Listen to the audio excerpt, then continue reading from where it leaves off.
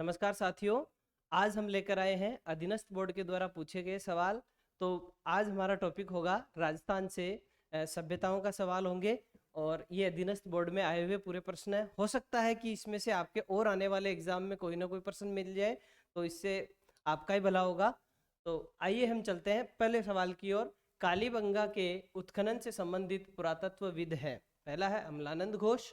बिल्कुल, अमलानंद घोष है। इन्होंने कालीबंगा सभ्यता की खोज कब की भाई? 1952 ईस्वी में की।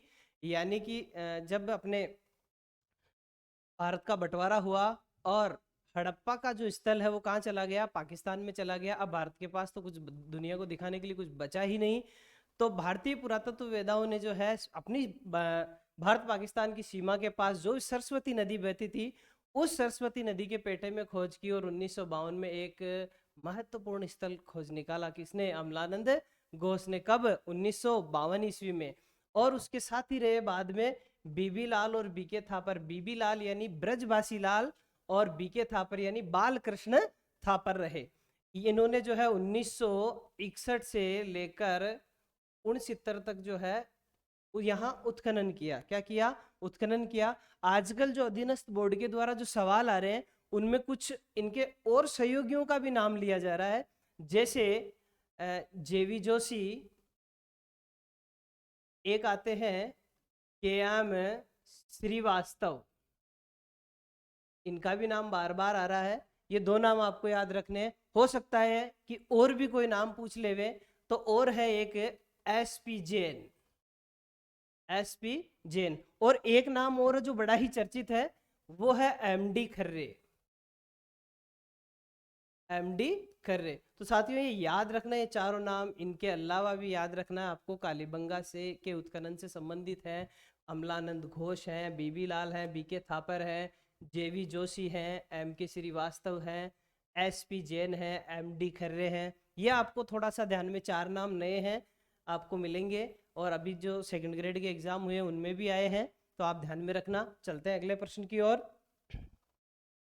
राजस्थान की सर्वाधिक प्राचीन सभ्यता है, तो राजस्थान की सर्वाधिक प्राचीन सभ्यता कौन सी हो जाएगी भाई? अपने कालीबंगा। कौन सी हो जाएगी? कालीबंगा। कालीबंगा की खोज कब की गई? तो अभी पहले ही बताया, 1952 ईस्वी में। रंगमहल। तो कालीबंगा है कहाँ वैसे? हनुमानगढ़ में है। कहाँ है? हनुमानगढ़ में है। रंगमहल भी कहाँ है भाई? हनुमानगढ़ में है। बालाथल कहाँ है भाई? उदयपुर में है। और आहड़ भी कहाँ है भाई? उदयपुर में है। अगला प्रश्न, अमलानंद घोष का संबंध किस सभ्यता स्थल से है? तो किससे हो जाएगा भाई? कालीबंगा से। किससे हो जाएगा? कालीबंगा से हो जाएगा। और गणेश्वर का संबंध कहाँ से है भाई? सीकर से। कहाँ से है? सीकर से। बालाथल कहाँ? उदयपुर। आहड़ कहाँ? उदयपुर से। अगला सवाल, नगर योजना, साफ सुथरे राजमार्ग, फर्श में लगी अलंकृत ईंटों के लिए प्रसिद्ध सभ्यता स्थल है। नगर योजना भाई हम कई बार देखते हैं कि नगर योजना मतलब ये, जैसे इसका आंसर क्या होगा? कालीबंगा होगा। लेकिन जो है नगर योजना, नगर योजना में जैसे ये समकोण पर बना है, बिल्कुल इसमें 90 डिग्री पर मकान बनाए गए हैं। और बनाए भी कैसे गए भाई? दरवाजे कहाँ हैं? सड़क के विपरीत हैं। एक कुंडी वाला गेट है ना। और जो कालीबंगा के अंदर साफ सुथरे राजमार्ग, बिल्कुल सड़कें एकदम साफ सुथरे हैं। और आजकल हमारी सड़कें देखो भाई ना कितनी गंदगी है। फिर है फर्श में लगी अलंकृत ईंटें। फर्श में लगी अलंकृत ईंटें। अब आपको पता ही होगा कालीबंगा का जो काल है वो क्या है। और उस जमाने में भी देखो लोग कितने है ना शौकीन लोग थे कि फर्श में भी क्या लगाई? अलंकृत ईंटें लगाई। जैसे आज हम लगाते हैं कि किशनगढ़ से कौन सा मार्बल? बोला सफेद मार्बल। प्रसिद्ध कहाँ का? मकराना का है। और हम आज लगवा रहे हैं और ये लोग जो है 2400 ईसा वर्ष पूर्व लगा चुके हैं भाई ये चीजें। और आज हम लगा के सोच रहे हैं हम आधुनिक है। अपने से ज्यादा आधुनिक तो ये लोग हैं जो इन्होंने फर्श में अलंकृत ईंटें लगाई है भाई। कौन सी ईंटें लगाई है? अलंकृत ईंटें। और कालीबंगा की नगर योजना जो है ग्रिड पैटर्न पर आधारित है। कौन से पैटर्न पर है भाई? ग्रिड पैटर्न पर आधारित है, जिस पैटर्न पर आज जयपुर भी बसा हुआ है और एकदम समकोण पे है भाई, है ना। चलते हैं अगला प्रश्न, राजस्थान का कौन सा प्राचीन स्थल जो है सिंधु सभ्यता से संबंधित था? तो कौन सा था भाई? कालीबंगा। और कालीबंगा में कितने स्तर मिले हैं भाई? अब आता है कि सिंधु सभ्यता से ही इसकी तुलना क्यों की गई भाई। अब कालीबंगा में क्या है भाई, 5 स्तर मिले हैं। कितने स्तर मिले हैं भाई, 5 स्तर मिले हैं। कितने स्तर, 5 स्तर मिले हैं। अब 5 स्तरों में से जो 2 स्तर हैं वो सिंधु सभ्यता से भी क्या है भाई, प्राचीन है ना। भारत में गर्व करने वाली बात है कि सिंधु सभ्यता से भी क्या मिले हैं भाई, प्राचीन 2 स्तर मिले हैं। कहाँ, कालीबंगा में, जिन्हें क्या कहते हैं, प्राक हड़प्पा कहते हैं। क्या कहते हैं भाई, प्राक हड़प्पा के नाम, प्राक हड़प्पा कालीन कालीबंगा के क्या मानते हैं भाई, अवशेष हैं। आगे चलते हैं। और इसमें सॉरी, इसमें क्या है कि 3 स्तर और है। जो एक स्तर जो है वो कौन सा है, वो हड़प्पा के काल का है, और 2 है जो उत्तर हड़प्पा काल के हैं। टोटल मिला के कितने हुए भाई, 5 हुए हैं। आगे, जुते हुए खेत के साक्ष्य सॉरी अवशेष राजस्थान के किस सभ्यता स्थल से मिले हैं। जुते हुए खेत के तो किससे मिले हैं भाई, कालीबंगा से मिले हैं। दोस्तों आज हम देखते हैं कि अपने ग्रामीण परिवेश में खेत जोतते हैं तो खेत एक बार तो ऐसे सीधा जोतते हैं और फिर किनारों पर आड़ा भी जोता जाता है थोड़ा थोड़ा, है ना, जिसे जोत मारना कहते हैं। अगर आज देखा जाए तो यही सिस्टम पहले भी हुआ है, और कहाँ हुआ है, कालीबंगा में। तो कालीबंगा से हमने बहुत कुछ ग्रहण किया है दोस्तों, बहुत कुछ ग्रहण किया है। और कालीबंगा के जो ये खेत हैं इसमें 2 फसलें एक साथ बोई जाती थी, जैसे गेहूं, जो कई बार जो है राई और सरसों, ये भी एक साथ बोई जाती है। अब कई बार कोई सवाल आ जाता है, एक बार एसएससी में पूछा गया सवाल था कि कालीबंगा सभ्यता के अंदर जो बोए जाते थे उन्हें यहाँ, या फिर जो है सिंधु घाटी सभ्यता के अंदर जो को क्या कहा जाता था। तो ये सवाल आया हुआ है, यव कहते हैं दोस्तों। क्या कहते हैं इसे, यव कहते हैं। और इसी के साथ गेहूं को भी जो है गोधूम कहा जाता है। क्या कहते हैं भाई, गोधूम कहते हैं किसे, गेहूं को। और यव किसे कहते हैं, जौ को बोलते हैं। और मिश्रित फसलों में राई है, सरसों है, गेहूं है, जौ है, और साथ में चना भी बोते थे। और एक यहाँ वाणिज्यिक फसल कपास भी बोई जाती थी।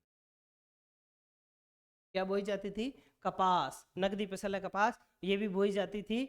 और कपास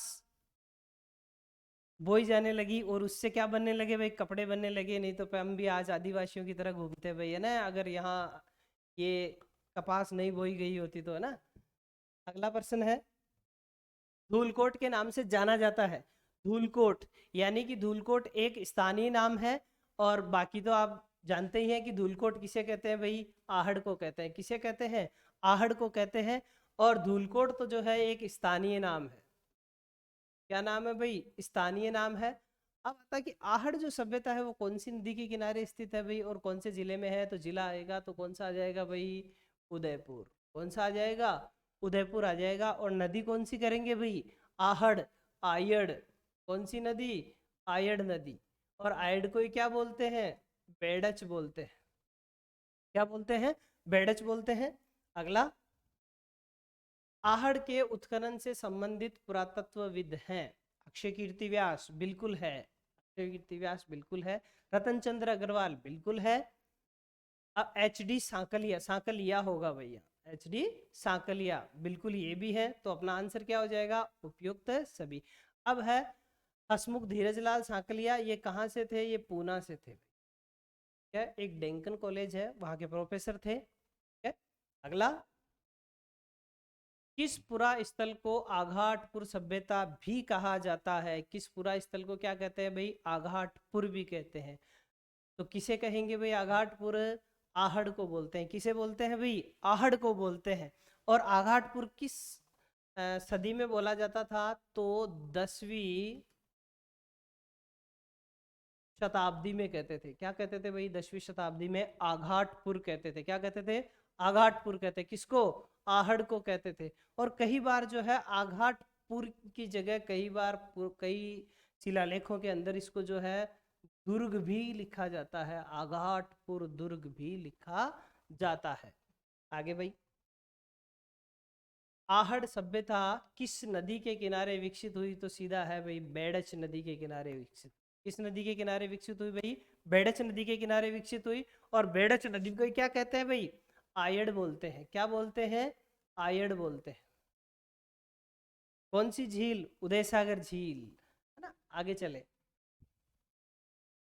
लाल काले मृद भांड किस पुरा स्थल से मिलते हैं? भाई लाल काले मृद भांड, मृद भांड किसे कहते हैं? वही जो कुम्हार की चाक से बनाए हुए मिट्टी के बर्तन और उन्हें आग में पका दिया जाता है, और थोड़े से जो उतनी आज की जितनी फिनिशिंग तो नहीं है, पर लगभग लगभग जो है 90% अच्छे बर्तन बनाते थे उस समय भी लोग। तो जो है मिट्टी से बने हुए बर्तनों को क्या कहते हैं भाई? बड़े बर्तनों को मृद भांड कहते हैं। और मृद भांड किससे मिले हैं भाई? ये लाल और काले आहड़ से। और आहड़ में जो बड़े बड़े मटके भी मिले हैं भाई, यहाँ से जो मिट्टी के बड़े मटके मिले हैं, जिन्हें या तो कहते हैं गोरे, या इनको बोलते हैं कोठे, जिनमें अनाज रखा जाता था। अकाल के समय काल में जो है ना, लोग पहले के अकाल बहुत पड़ते थे तो बचा कर रखते थे जमीन में दबा कर कि अकाल के समय काम आएंगे। तो बड़े बड़े बर्तन जो होते थे मिट्टी के, उनको उनको अनाज से भर के और जमीन में दबा दिया जाता कि अकाल के समय क्या आएगा? काम आएगा भाई, है ना। अगला सवाल, डॉक्टर गोपीनाथ शर्मा के अनुसार आहड़ सभ्यता के विध्वंस का कारण है। भाई गोपीनाथ शर्मा है ना, एक इतिहास वेदा है और अच्छा खासा नाम भी आता है। कई बार इतिहास भी पढ़ते हैं तो उसमें भी कई बार आता है कि किस इतिहासकार के अनुसार किसने क्या कहा, किस इतिहासकार ने क्या कहा। तो वैसे ही गोपीनाथ शर्मा ने जो है क्या कहा कि आहड़ सभ्यता के विध्वंस का कारण है। गोपीनाथ शर्मा ने कहा कि आहड़ में जो हो सकता है कि बाढ़ आई हो। क्या आई हो? बाढ़ आई हो सकता है कि ये सभ्यता भूकंप से भी नष्ट हुई हो। किससे नष्ट हुई हो? या हो सकता है कि कोई बाहरी आक्रमण हुआ और इस सभ्यता का क्या हो गया भाई? पतन हो गया। इस सभ्यता का क्या हो गया? पतन हो गया, है ना। तो उपयुक्त अपना आंसर क्या हो जाएगा? उपयुक्त सभी हो जाएगा। अगला, कार्बन 14 पद्धति के अनुसार कालीबंगा सभ्यता का काल है। तो कालीबंगा सभ्यता का काल अपने को आपको पता ही है। कालीबंगा का क्या होगा? 2300 से 1750 ईसा पूर्व किसका? कालीबंगा का काल होगा। आगे चले, राजस्थान के किस पुरा स्थल से तांबे की मुद्रा पर तीर तरकस लिए यूनानी देवता अपोलो उत्कीर्ण मिले हैं? अपोलो का चिन्ह। भाई कई बार जो है राजस्थान में कई जगह जो है यूनानी शासकों के साक्ष्य मिले हैं। उससे तो यही अंदाजा लगाया जा सकता है कि कई बार जो है अंदाजा लगा ही सकते हैं हम लोग, तो जो उस काल में तो हुए नहीं, तो लगा सकते हैं कि यहाँ पर अगर क्या मिले भाई? तांबे की मुद्रा मिली है, और तीर भी मिला है, तरकश भी मिला है, और यूनानी देवता अपोलो का भी जो है चिन्ह अंकित है। तो वो कौन सी सभ्यता हो सकती है भाई? तो क्या हो जाएगी? आहड़ हो जाएगी भाई। और यहाँ से जो मुद्राएं मिली है, उन मुद्राओं पर इनके क्या मिले हैं भाई? अंकल मिले हैं। आगे, किस पुरातात्विक स्थल से घरों में एकाधिक चूल्हों के अवशेष मिलने से संयुक्त परिवार प्रथा का अनुमान किया जाता है? जी हाँ, हम आज भी देखते हैं कोई संयुक्त परिवार रहता है जिसमें अधिक लोग परिवार में रहते हैं, तो वहाँ एक चूल्हे से काम नहीं चल सकता, वहाँ 2-4 चूल्हों की आवश्यकता पड़ेगी ही पड़ेगी। तो यहाँ जो अपना आंसर होगा वो होगा आहड़, क्योंकि यहाँ जो उत्खनन में जो अपने को चूल्हे मिले हैं, वो किसी घर से 4 मिले हैं, किसी से 5 मिले हैं, किसी से 6 चूल्हे भी मिले हैं भाई। तो इससे यही अनुमान लगा सकते हैं कि हो सकता है कि यहाँ एक बड़ा संयुक्त परिवार रहता हो और 4 से 6 चूल्हों की जरूरत पड़ती हो, क्योंकि एक चूल्हे पे रोटी बनेगी, दूसरे पे दूध गर्म होगा, है ना। ऐसा एक अनुमान ही लगा सकते हैं भाई। ठीक है, अगला, गिलुंड सभ्यता किस नदी के किनारे विकसित हुई? गिलुंड सभ्यता किस नदी के किनारे विकसित हुई? तो कौन सी नदी करेंगे भाई? अपना आंसर क्या होगा? बनास नदी। कौन सी नदी? बनास नदी। अब आता है कि बनास नदी निकलती कहाँ से भाई? तो खमनोर की पहाड़ियां, राजसमंद से। कहाँ से भाई? राजसमंद से। राजसमंद से निकलती है। और गिलुंड सभ्यता भी कहाँ भाई? राजसमंद में।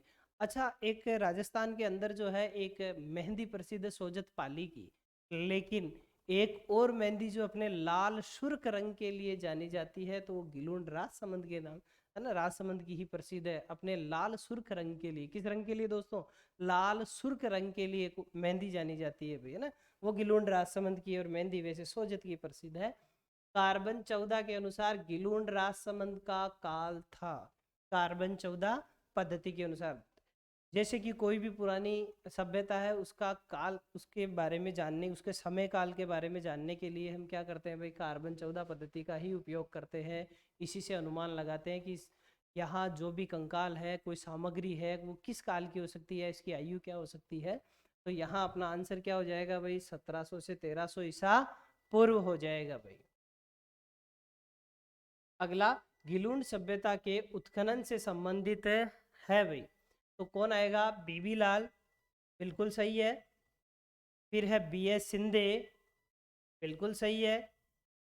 ग्रेगरी पोशल, बिल्कुल सही है। तो अपना आंसर क्या हो जाएगा भाई? उपयुक्त सभी हो जाएगा। पर एक थोड़ा सा ध्यान रखना, ये अमेरिका के थे। कहाँ के थे भाई? अमेरिका के थे। कहाँ के थे? अमेरिका के थे। ठीक है। अगला, गिलुंड सभ्यता की प्रमुख विशेषताएं हैं। गिलुंड सभ्यता की कौन कौन सी विशेषताएं हैं? तो पहला है काले रंग से चित्रित पात्रों पर नृत्य मुद्रा, बिल्कुल है भाई, नृत्य मुद्रा बिल्कुल है। फिर है चकतेदार हिरण, चकतेदार हिरण, ये केवल इसी में पाया गया है भाई, है ना। यहाँ के जो पात्र है उन पर ही चकतेदार हिरण का क्या है भाई? अंकन है, नृत्य मुद्रा में, है ना। और फिर है सादे काले पॉलिशदार, सादे काले पॉलिशदार भूरे लाल और कुछ काले चित्रित मृद भांड, बिल्कुल है भाई, इसी में है। फिर है दीवारों पर मिट्टी, बिल्कुल। बालू और चूने का लेप, बिल्कुल, ये एकमात्र ऐसी सभ्यता है जिसमें चूने का लेप मिला है। कौन सी सभ्यता? गिलुंड। तो अपना आंसर क्या हो जाएगा? उपयुक्त सभी हो जाएगा। अगला है कांतली नदी के किनारे विकसित पूरा स्थल है। कांतली नदी, दोस्तों कांतली नदी नाम से ही पता चल रहा है, सीकर जिला। कांतली नदी सीकर जिला। और सीकर में कौन सी सभ्यता है भाई? गणेश्वर सभ्यता। कौन सी सभ्यता है? गणेश्वर सभ्यता। और नीम का थाना सीकर से निकलती है, और गणेश्वर कौन सी तहसील में है? नीम का थाना में। ठीक है। और गणेश्वर से क्या मिला है भाई? तांबे के उपकरण मिले हैं। इन उपकरणों में हमारे को क्या मिलता है भाई? मछली पकड़ने के कांटे, मछली पकड़ने के कांटे मिलते हैं भाई। कहाँ से?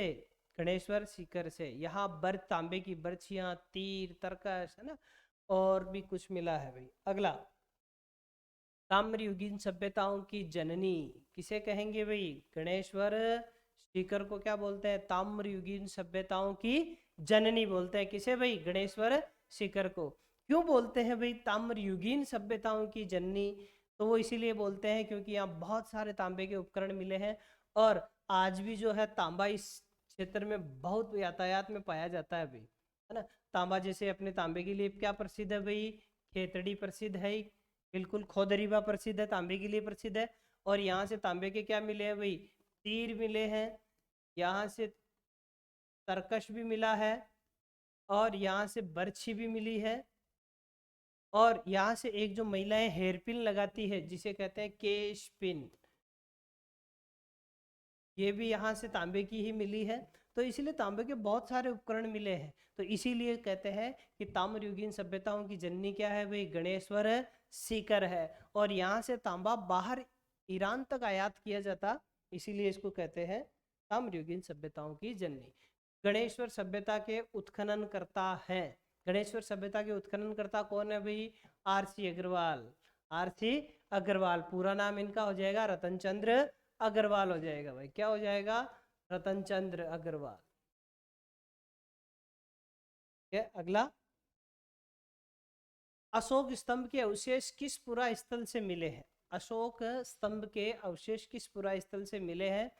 तो भाई अशोक स्तंभ कहाँ से मिला? भारत की अगर बात करें तो सारनाथ से मिला। सारनाथ कहाँ? यूपी में है। तो बोला फिर ये प्रश्न अपने राजस्थान में क्या कर रहा है भाई? और ऑप्शन भी किसके हैं? राजस्थान के ही है। तो जो इसमें क्या आ जाएगा भाई? अशोक स्तंभ के अवशेष कहाँ से मिले हैं? तो अपने एक सभ्यता ऐसी भी है, तो इसमें आंसर हो जाएगा बेराट जयपुर। अपने एक सभ्यता, बेराट सभ्यता एक ऐसी सभ्यता भी है जहां से हमारे को किस किस काल के अवशेष मिलते हैं? मौर्य काल के हैं, मुगल काल के हैं, महाभारत काल के हैं। यहाँ भाई 3 काल हो गए। कौन कौन सा? महाभारत, फिर यहाँ हो जाएगा मौर्य काल, मुगल काल। महाभारत काल में अगर बात करते हैं तो एक नाम मिलता है जिसे ढूंढाड़ी भाषा में पहाड़ी को बोलते हैं डूंगरी। क्या बोलते हैं भाई? डूंगरी बोलते हैं, डूंगरी बोलते हैं। ढूंढाड़ी भाषा में किसको? पहाड़ी को डूंगरी बोलते हैं। तो यहाँ भीम जी की डूंगरी है, बीजक डूंगरी है, गणेश जी की डूंगरी है, महादेव जी की डूंगरी है। तो जो भीम जी की जो डूंगरी है, वहां से महाभारत काल के क्या मिलते हैं भाई? अवशेष मिलते हैं। यहाँ अगर आप देखने जाओगे तो नाग नागिन का जोड़ा बड़ा प्रसिद्ध चट्टान पर है, देखना आप लोग भी कभी जाओ बेराट में। और मौर्य काल में यहाँ से जो है बहुत कुछ मिलता है, क्योंकि यहाँ हेनसांग आया था भाई, हेनसांग भी आया भाई यहाँ। कौन आया भाई? हेनसांग अपने यहाँ आया। कब आया भाई? 634 ईस्वी में अपने यहाँ बेराट में आया। और उसने बेराट में आने के बाद उसने बेराट को जो है एक नाम भी दिया भाई। हेनसांग ने बेराट को एक नाम दिया जिसको बोलते हैं पार यात्र नाम दिया भाई। ये नाम देख लेना भाई, है ना, वापस एक बार और पढ़ लेना, पार यात्र। हेनसांग ने वो नाम दिया, कौन सा नाम दिया? पार यात्र नाम दिया। किसे? बेराट को। और कब आया? 634 ईस्वी में। इसने यहाँ जो है कई सारे बौद्ध मठ होने का दावा किया है, लेकिन अपने को एक बौद्ध मठ मिला है, और वो भी कैसा? गोल आकृति में बौद्ध मठ मिला है, जिसे हम मानते हैं कि संभवतः इसके ऊपर जो है लकड़ी का आवरण होगा या लकड़ी का बना हुआ होगा, लेकिन अभी उसके कुछ अवशेष ही मिले हैं भाई। और वो कैसा है? गोल आकृति के अंदर है, ठीक है। और हेनसांग ने कौन सा नाम दिया भाई? ये थोड़ा ध्यान में रखना, पार यात्र। फिर आता है मुगल काल। मुगल काल में अकबर ने यहाँ पर जो है एक टकसाल का निर्माण करवाया भाई। कौन सी साल का? टकसाल का निर्माण करवाया। सिक्के के ऊपर ठप्पा लगाने के लिए किसका? टकसाल का निर्माण करवाया भाई, है ना। अगला सवाल, बौद्ध संस्कृति। यहाँ क्या आ जाएगा भाई? बौद्ध आ जाएगा। हाथ से क्या हो जाएगा? साक्ष्य करना। तो बौद्ध संस्कृति के साक्ष्य किस पुरा स्थल से मिले हैं? तो बेराट से मिलते हैं। किससे मिलते हैं? बेराट से। अच्छा, कभी सवाल आ जाए कि बेराट कौन सी नदी के किनारे है, तो क्या करेंगे भाई? बाणगंगा। कौन सी नदी? बाणगंगा नदी के किनारे है। कौन सी नदी के किनारे है भाई? बाणगंगा नदी के किनारे है। अगला, चांदी की पंचमार्क मुद्राएं व इंडो ग्रीक मुद्राएं कहां से प्राप्त होती है? चांदी की पंचमार्क जो प्राचीन काल में चांदी की मुद्राएं हैं, और उन पर क्या अंकित है क्या अंकित नहीं है, ये थोड़ा सा धुंधलापन आ जाता है, तो उसे कहते हैं भाई जो है उन्हें आहत मुद्राएं कहते हैं, और ये चांदी धातु की होती है। तो ये कहाँ से मिली अपने को भाई? बेराट से मिली। कहाँ से मिली है? बेराट से। इंडो ग्रीक नाम थोड़ा सा ध्यान में रखना। कौन सा? इंडो ग्रीक नाम, क्योंकि इंडो ग्रीक को यूनानी बोलते हैं भाई। क्या बोलते हैं? यूनानी। यूनानी। अब आता है कि बेराट से मिली कितनी मुद्राएं, तो जो है यहाँ से कुल टोटल 36 मुद्राएं मिली। कितनी मुद्राएं मिली है भाई? 36 मुद्राएं मिली है। और इनके अंदर जो है 8 मुद्राएं, कितनी? 36 में से 8 मुद्राएं चांदी की है। किसकी है भाई? चांदी की है, जिन्हें पंचमार्क भी कहते हैं। अब आता है कि इनमें से एक 16 मुद्राएं भी और मिलती है, 28 मुद्राएं जो बाकी बचती है, उन 28 मुद्राओं में 16 मुद्राएं जो है राजा मिनेंडर की है। राजा मिनेंडर की है भाई। एक मृत भांड में हाथ से बुने सूती वस्त्र के अवशेष मिले हैं। एक मृत भांड में हाथ से बुने सूती वस्त्र के अवशेष मिले हैं, तो वो कहाँ से मिले हैं भाई? मृत भांड में बेराट से मिले हैं। कहाँ से मिले हैं भाई? बेराट से मिले हैं। तो जो है हाथ से बुना हुआ वस्त्र कहाँ से? बेराट से मिला। और वो देखिए कौन सा कपड़ा? सूती कपड़ा का अवशेष। मृत भांड है ना, एक मटकी में मिला है, और उसी में वो 8 मुद्राएं लपेटी हुई थी भाई। अगला, कि किस स्थान से ब्लड राइडर रॉक पेंटिंग्स पक्षी पर सवार मानव का चित्र प्राप्त होता है? किसका? पक्षी के ऊपर मानव का। और ये कहाँ से मिलता है हमारे को? गरदड़ा क्षेत्र बूंदी से मिलता है। कहाँ से मिलता है भाई? गरदड़ा क्षेत्र बूंदी से। अब ये जो ये पेंटिंग्स है वो एक गुफा में है, और इन पेंटिंग्स को बोलते हैं शैल चित्र। क्या बोलते हैं भाई? शैल चित्र बोलते हैं। और इन शैल चित्रों के कारण ही जो है एक जगह है, हमने अभी भी पढ़ी, बेराट सभ्यता। इस बेराट सभ्यता को शैल चित्रों के कारण बोलते हैं प्राचीन युग की चित्रशाला। ये थोड़ा सा ध्यान रखना कि प्राचीन युग की चित्रशाला किसे बोलते हैं? बेराट को बोलते हैं। क्यों बोलते हैं भाई? वो शैल चित्रों के कारण बोलते हैं। क्यों बोलते हैं? शैल चित्रों के कारण बोलते हैं। अगला, राजस्थान में मानव की उपस्थिति के प्राचीनतम प्रमाण किस नदी घाटियों से प्राप्त होते हैं? अब कई बार सवाल आ जाता है अपने कि राजस्थान के अंदर जो है कि मानव की उपस्थिति के प्राचीनतम प्रमाण नदी घाटियों से प्राप्त होते हैं। तो नदी घाटियों के आसपास बनी गुफाओं के अंदर जो शैल चित्र बनाए गए हैं वो आदि मानव ने बनाए। तो वो कौन कौन सी नदियां हो जाएगी भाई? अपना ये ऑप्शन होगा बनास, बेडच और गंभीरी नदी। ठीक है, अगला सवाल, राजस्थान में मध्य पाषाणकालीन सभ्यता के अवशेष कहाँ से प्राप्त नहीं होते? यहाँ थोड़ा सा ध्यान देना, प्राप्त नहीं होते। तिलवाड़ा, तिलवाड़ा कहाँ? सॉरी बाड़मेर में है। बागोर नहीं होते भाई, बिल्कुल नहीं होते। और पचपदरा, सोजत बिल्कुल होते हैं। सॉरी यहाँ पर दोनों में होते हैं भैया ना, और पचपदरा में होते हैं, सोजत में होते हैं, विराटनगर में होते हैं और झालावाड़ क्षेत्र में होते हैं। नहीं होते हैं तो कहाँ से नहीं होते भाई? पुष्कर से और देवली से प्राप्त, यहाँ होता है प्राप्त नहीं होते। तो पुष्कर और देवली से नहीं होते। अब आता है कि पुष्कर भी कोई सभ्यता है क्या? बिल्कुल, बूढ़ा पुष्कर है भाई। कौन सा है? बूढ़ा पुष्कर है। और कौन सी नदी के किनारे है भाई? नदी अगर आती है तो वो करेंगे हम लोग लूनी नदी। कौन सी नदी भाई? लूनी नदी। अब आता है देवली। बिल्कुल, देवली में भी भाई एक सभ्यता है और देवली के पास में एक जगह पड़ती है और जहाजपुर भिलवाड़ा, वहां से महाभारत कालीन अवशेष मिले हैं। अगर देवली की मैं बात करूं, आज यहाँ सीआरपीएफ का जो है ट्रेनिंग सेंटर है, सॉरी सीआईएसएफ का ट्रेनिंग सेंटर है। सीआईएसएफ का ट्रेनिंग सेंटर है अपने राजस्थान में। और अगर एक मजे की बात है, यहाँ अंग्रेजों ने यहाँ मीणा कोर के नाम से बटालियन भी स्थापित की थी और आज उसी छावनी के ऊपर सीआईएसएफ का एक कैंप लगा हुआ है जहाँ ट्रेनिंग दी जाती है। अगला, किस स्थान से चित्रित शैलाश्रय प्राप्त हुए हैं जिनमें मानव आकृति, व्याघ्र, बारहसिंगा और सूर्य इत्यादि के अंकन प्रमुख हैं? तो ये एक नया सवाल है। तो ये होगा दर भरतपुर। और दर भरतपुर जो है पाषाणकालीन स्थल है भाई। क्या है?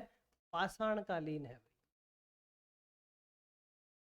पाषाणकालीन स्थल है। भरतपुर में एक और सभ्यता है जिसका नाम है नोह भरतपुर। अगला, कालीबंगा, सिंधु घाटी सभ्यता व वैदिक सभ्यता की गणना किस काल में की जाती है भाई? तो थोड़ा सा अपने को भी ध्यान रखना, एक आता है ऐतिहासिक काल, एक आता है आग ऐतिहासिक काल और एक आता है ऐतिहासिक काल। तो जो अपना प्राग ऐतिहासिक काल आज जो आता है उसके अंदर जो है कि केवल और केवल सामग्री मिलती है, टूटी फूटी अवशेष मिलते हैं, बस वही प्राग ऐतिहासिक काल है। दूसरा कालीबंगा जो है ये सिंधु घाटी सभ्यता व वैदिक सभ्यता की गणना किस काल में होती है? तो ये हो जाएगा अपना आग ऐतिहासिक काल, जिसमें हमारे को सामग्री मिली, उसमें लेखन सामग्री भी मिली, लेकिन हम आज तक पढ़ नहीं पाते हैं। ठीक है, अगला, निम्नलिखित में से कौन सा ताम्रयुगीन सभ्यता स्थल नहीं है? ताम्रयुगीन, कुराड़ा, नागौर बिल्कुल है। तांबे के उपकरण मिले हैं 1934 ईस्वी में। फिर है गणेश्वर, भाई नाम से ही पता लग रहा है ताम्रयुगीन सभ्यताओं की जननी। फिर है आहड़ उदयपुर, ताम्रयुगीन सभ्यता। फिर आता है नोह भरतपुर, भाई यहाँ से नहीं होते, नोह भरतपुर से नहीं होते। तो जो है ये नहीं होगा, ये आंसर कट जाएगा। अगर हम बात करें नोह भरतपुर की, तो यहाँ से हमारे को क्या मिला है भाई? फिर मिला क्या? यहाँ से मिला है यक्ष की एक प्रतिमा। किसकी प्रतिमा मिली है? यक्ष की एक प्रतिमा। अच्छा बताइए यक्ष किसे कहते हैं? तो यक्ष का पर्यायवाची होगा भाई कुबेर। क्या होगा? कुबेर होगा। इसकी एक प्रतिमा मिली है जिसे क्या कहते हैं भाई? जोख बाबा कहते हैं भाई। वहां लोकल भाषा में क्या कहते हैं भाई? जोख बाबा कहते हैं। क्या कहते हैं? जोग बाबा। तो याद रखना, भरतपुर से हमें क्या मिला है? यक्ष। यक्ष यानी कुबेर, और कुबेर की प्रतिमा मिली है और इसे वहां लोकल लैंग्वेज में क्या कहते हैं भाई? जोख बाबा कहते हैं। अगला, राजस्थान में आलनिया के प्रोग ऐतिहासिक चित्रों की खोज किसने की भाई? आलनिया, आलनिया एक नदी है और इसका संबंध हाडोती से है। कहाँ से है भाई? हाडोती क्षेत्र से है। तो यहाँ कौन हो जाएगा? वीएस वाकणकर हो जाएंगे भाई। कौन हो जाएगा? वीएस वाकणकर हो जाएगा। अगला, अनाज रखने के लिए बड़े मृद भांड जिन्हें गोरे या कोठे कहा जाता है किस प्राचीन सभ्यता से प्राप्त हुए हैं? अभी मैं पहले बता चुका हूं। तो जो है इसका आंसर क्या हो जाएगा भाई? आहड़ हो जाएगा। ठीक है दोस्तों, आज के लिए इतना ही। मिलेंगे अगली वीडियो में। नमस्कार, जय हिंद, जय भारत।